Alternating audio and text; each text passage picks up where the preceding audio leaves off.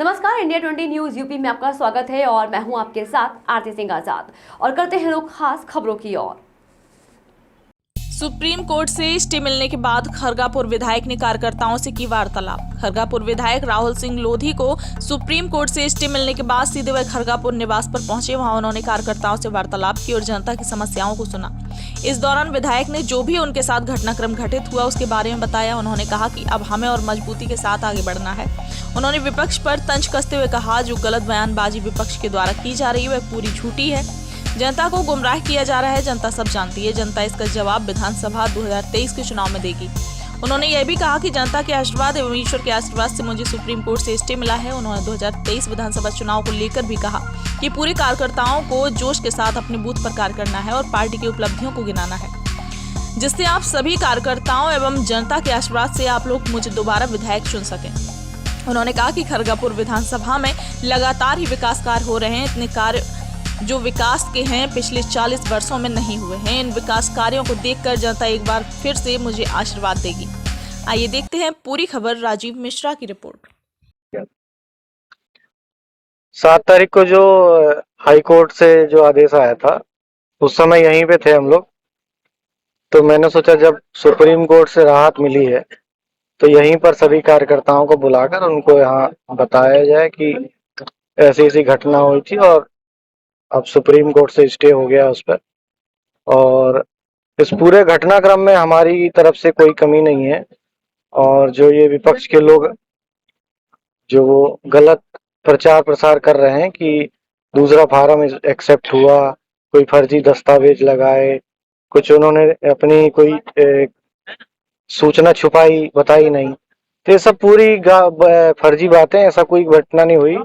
हमने पहला जो नॉमिनेशन फाइल किया था वही एक्सेप्ट किया था। हमने उसमें पूरी कंपनी के बारे में बताया था। सारी चीजें जो सही थी वही थी। पहला ही नॉमिनेशन एक्सेप्ट हुआ था, दूसरा कोई नॉमिनेशन